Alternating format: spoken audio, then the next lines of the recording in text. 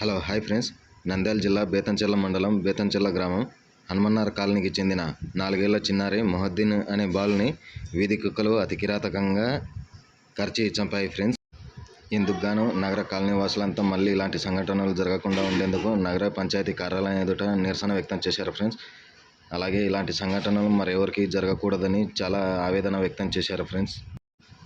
అలాగే కుక్కలు ఉండకుండా దూరంగా బహిష్కరించాలని నగర పంచాయతీ కార్యాలయంలో ఫిర్యాదు చేశారు.